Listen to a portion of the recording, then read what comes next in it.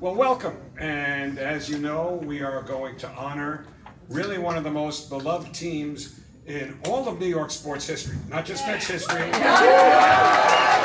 even just baseball history, but this is a very, very special group of guys that we're going to honor today, some of whom you're going to meet right now, and they'll come in groups of 4 or 5 over the next hour.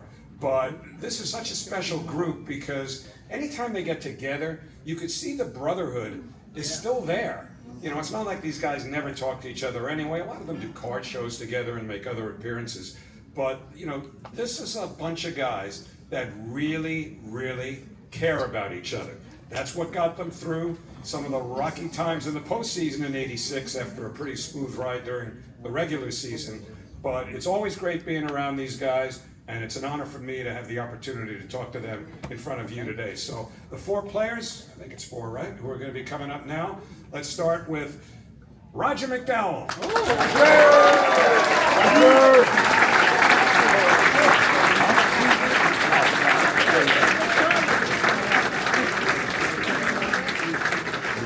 If you see me checking my sneakers,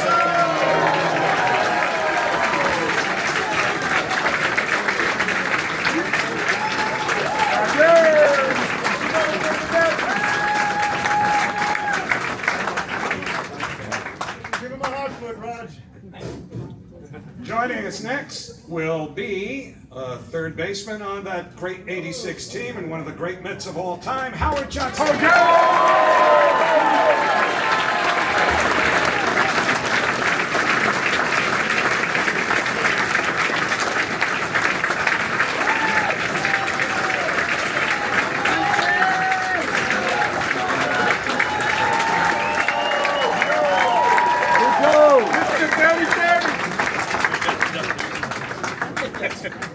You know what made this team so great, among a lot of reasons, is that they were clutch. And there were big hits and big outs to be found from start to finish. And who did that any better on the mound for the Mets? Their winningest pitcher that year, Bobby Ojeda.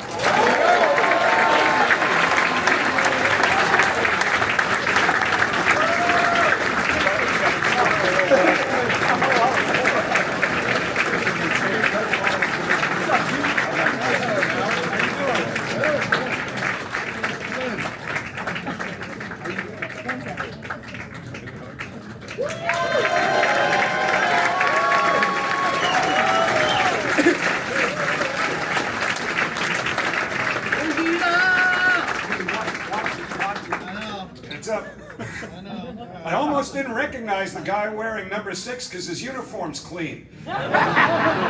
Wally Beckman.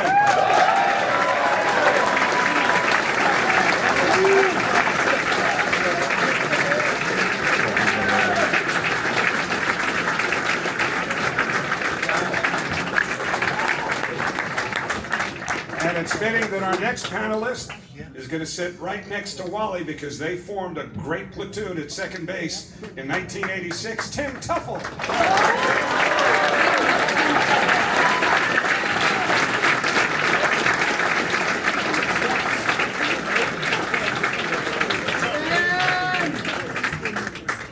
All right, we're just going to go right down the line with questions here, and if you guys want to chirp while somebody's answering, that's just fine too. That's all part of the program. But let me start with Roger here. First of all, he's an author now. He's got a great book out. Any of you have it yet? All right, Roger will tell you. Roger will tell you how to get it. It's fittingly named Hotfoot, but maybe that's not fair either, because, and this never gets talked about, and I've said this to Roger before, but he came up with one of what I think is probably the most underrated clutch classic pitching performances in the history of this franchise.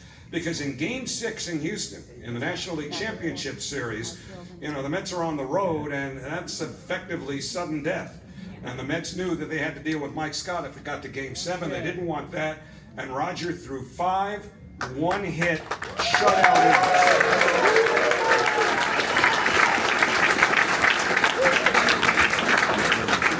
Think about everything from that season as far as your personal performance is concerned. Is that the one that sticks out to you because of what was at stake?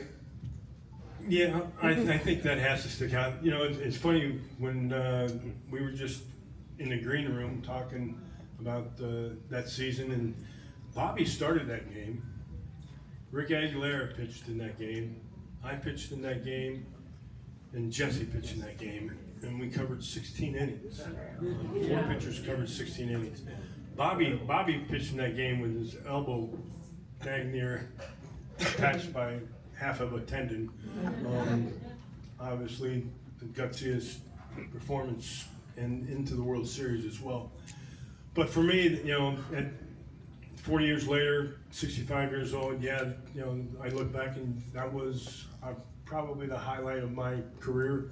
And so, it was something where, you know what, I think all of us, it's what we did. It's what we were called to do, and we did it to the best of our ability, and it was about winning that game as a ball club and as a team. So I was very happy to be able to participate in it. And Roger also was the winning pitcher in Game 7 of the World Series, which is a pretty good thing to have on your resume, I guess, right? Well, I got the win. Okay, Jesse saved my ass. Truth told, Jesse saved my ass. So fortunately, yes, I did get the W. Well, you know, Roger had a partner in crime, if you remember the video, when it came to doing the hot foot back in 1986, and that was Howard Johnson. And before we talk about Hojo's prowess with the bat, what would you call yourself when it comes to hot foot? Were you an apprentice? Were you an assistant? What would you? How would you characterize your contribution? Which pays more? He's got the money. Yeah, he's got the money. Definitely his assistant. I'm the creative assistant. We got creative with those things. Well, there are a couple of big home runs that you hit that year, which, you know, we could talk about if you like. But one thing I've always wondered about, you were on deck when Mookie was batting in Game 6 of the World Series. Now, you're in that on-deck circle. You don't know Stanley's going to throw the wild pitch. You don't know the ball's going to go through Buckner's legs. So as you're preparing for the possibility of batting with potentially the season on the line, what is going through your mind? Are you focused in on Stanley and his repertoire and what you want to do? And how do you keep the moment from becoming too big? It's good questions. I think you got to keep your mind in your at-bat that you're possibly going to have. And so I faced Stanley before, and I kind of knew what he was about, a little sinker, slider guy. Moved the ball in and out, kept the ball down, which is good. But I'm just trying to like concentrate on him and, you know, also just watch what's going on with Mookie, because he was getting a lot of pitches thrown at Mookie. You know, it was a lot all over the place. Finally got that one that got by him that tied the game up. That's when I knew the game was going to be over that inning, somehow, some way. Because, I mean, it happened so fast. That's the other thing. People don't realize 4 hitters came up, that's it, with 2 outs and nobody on, and we win the ball game without a home run, just a bunch of hits. So, I mean, it was just, you just try to stay in the at-bat, but when Mitch scored on the wild pitch, that all the pressure was gone off of us. So that clearly went to those guys. In retrospect, would you like to have hit in that spot? I would have liked to hit with a tie game, yeah, absolutely. Okay. So I'll be honest about that. That's a tough one, man. Down by 1 and you're hitting. But I felt good about my chances if I got that opportunity. I always say I would have got a hit in that situation. But that would have been like pressure I don't think I've ever felt. Well, guess what? The guy sitting next to you had to have felt some pressure when you get to Boston down 2-0 in the World Series. And here's Bobby Ojeda, and I would think that a real hardcore Met fan knows this, but Bobby was the winningest pitcher on that 86 staff.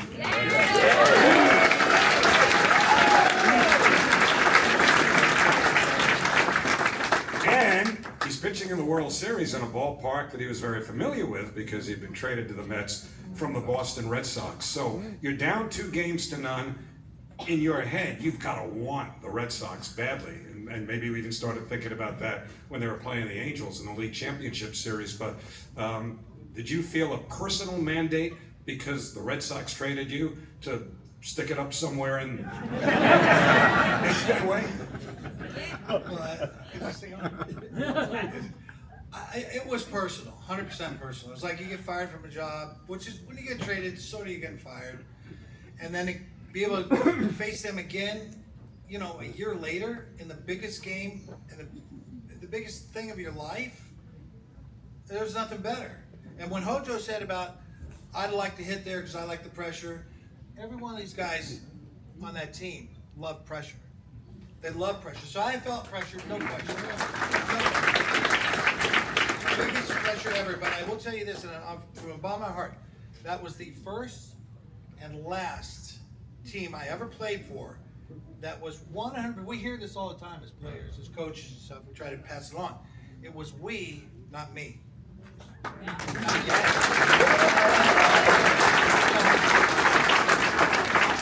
I'm on the mound with, no question, the most important position. And but I had these guys around me, and I know they were all fighters. So I'm like, okay, I got a job to do, but I know I got them behind me. And after that year, that was gone. It was like smoke. It was gone. It was gone. And to my dying breath, I don't know if he's coming up, but Ray Knight was in my opinion, was the man.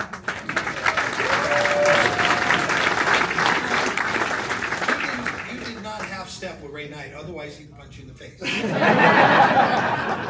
didn't ask you, he'd just punch you in the face. And that year though, you were there. That was the difference. And once we lost him, we lost our way. A bunch of sheep with no leader. Well, a lot of things happen after '86. We'll stay away from them. One other thing about that World Series. So Bobby goes into Fenway, beats the Red Sox.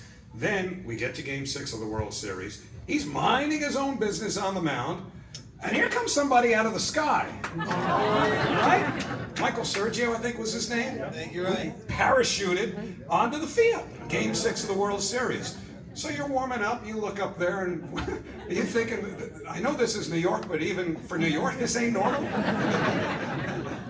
Well, I tell you, it's good. I was on the mound warming up, getting ready to start the game, and all of a sudden, half the stadium starts cheering. And I'm like, this is kind of weird. If something happens, the whole stadium cheers, but just half the stadium. And the reason for that is he was parachuting in, and they were the ones that saw him. So he comes floating down, and gradually the whole stadium erupts. And I was like, what's going on? I haven't even done nothing yet.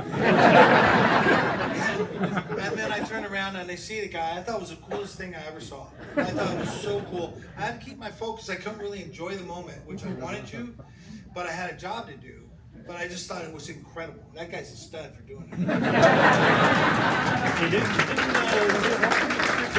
Didn't we bail him out? He was a comedian, right? He was a comedian. It's a pretty good act. I don't know. I think that's what he was. He was a comedian. I think we bailed him out. Well, we were used to doing that. He said that. I had that line ready, but he said that. We had problems. You talk about unsung plays and at-bats and pitching performances. We mentioned Rogers' game in Game 6 in Houston. Well, now the Mets need to do something in the ninth inning of Game 3 of the series against Houston, the National League Championship Series.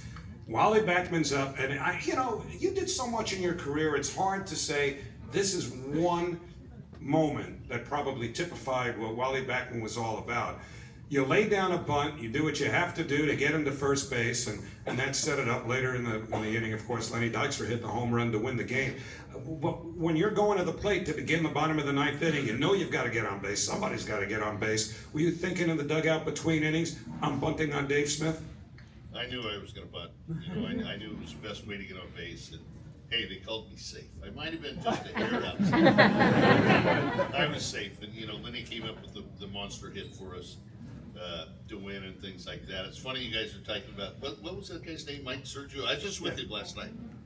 I sat at the table with him last night. We had a little cocktail party and dinner thing, and I said, it was funny what Bobby said because he came right over my head, and right in between. I was like, this guy had he talked last night at this dinner that we had. It was fantastic. He's a good guy. Some of the moments that we had is I don't know who said it, but we were a team that we fought together, we played together, we expected to win every day we went out on the field. And that's what we did. You know, we knew we had 162 games and we only won 116. We probably should have won an extra 10. But after we get ahead by so much, we had a lot of fun. So great times, great years, but a lot of big hits, a lot of big plays. I mean, it's 25 guys that got together that performed at a level that a lot of people can't perform at. And we were pushing for each other, pulling for each other. I mean, we had our things that happened in the clubhouse from time to time, but you know, that's brotherhood. You know, when you're with somebody for 6, 7, 8 months because of spring training, you become brothers. You have fights with brothers, but you know, you make up, you go have a beer afterwards. But great times. And you always need somebody to believe in you, right? Now, you had some cups of coffee with the Mets before Davey Johnson came along. Obviously, you and Davey had a pretty good bond. What was it about Davey that made you, once and for all, a big leaguer and a good one? Well, you know, it's funny because I met Davey in Hawaii. We were both on vacation. He was a AAA manager. Told me he was going to interview for the Mets job, and he says, "If I get that job, well, you're going to play second base for me." And pretty much the rest is history. Davey stuck behind his word. He gave me the opportunity to play. Played with some bad players early in the 80s, but played with some of the best players that I ever played with in the mid 80s, late 80s. So Davey was, I can't say anything bad about a guy that gave me the opportunity. For a guy to be able to take care of players and run a clubhouse the way that Davey was, the way that we were, to be able to control us a little bit, was pretty special. Now, Tim, you came over to the Mets from the Minnesota Twins during the offseason. You've heard these guys talk about how tight the bond was, and it was an emotional group to be sure. Such a nice, quiet guy. You come over here, and you've got to fit into this clubhouse. I know they're looking at each other. He's not really quiet, but that's kind of what the image is anyway. But what were the challenges in fitting in with a club that, you know, in a lot of cases had come up together and at the same time had some pretty strong volatile personalities? What were the challenges in fitting in right off the bat? Well, getting traded in the first place is difficult. You know, you get a call and you're saying, well, the team that you were with for 5 years all of a sudden says, we're trading you for somebody else. And it's like, what? You know, I thought maybe I was going to stay in that same organization your whole career. That's how you think. So when the trade happened, it was the winter of '85, and I'm like, oh shoot, you know, which New York team am I going to? Because all the guy said was, you got traded to New York, and I said, which one? And I knew Willie Randolph was at second base over there at the Yankees, and I'm like, I don't think I'm taking his job. So lo and behold, I come into the Mets organization, and of course Wally is, you know, is hitting 320 already, and I had a great year the year before, and I'm like, all right, where do I fit in? You know, what's going to happen here? So, you know, when you get traded, all you want to do is fit in somehow. So I went to Miller Huggins, spring training, walking into that tired old place that was run down, and I'm so glad we got out of there. So going into the clubhouse, you look at guys like Darryl, Carter, Gooden, Mookie, you know, and I'm looking at Keith Hernandez. You're looking in the locker room, and I'm going, all right, I just want to survive this whole spring training thing, and I just want to try to see where I'm going to fit in. No one told me what my job was going to be, so basically, when we left spring training, it was Wally and I. We were teammates, and we were the ham and egg. And then Mookie and Lenny were the ham and egg. And I'm telling you, that's how you win championships.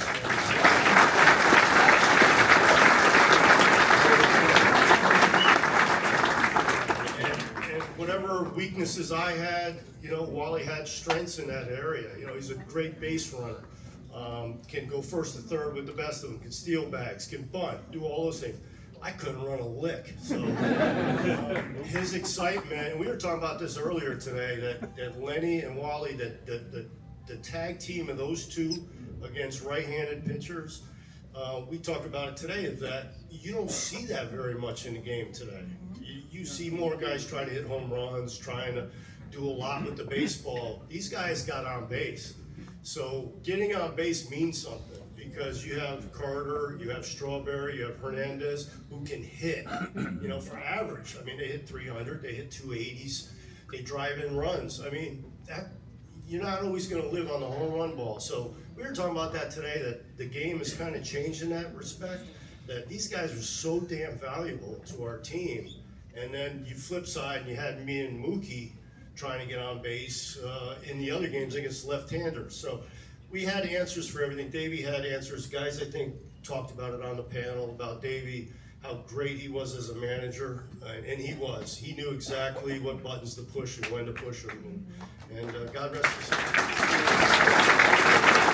We've got a whole other group of players about to come in, but just to close out on what Tim just said, every one of these guys up here, you know, you talk about Davey Johnson's influence, every one of these players up here eventually went on to a coaching career too.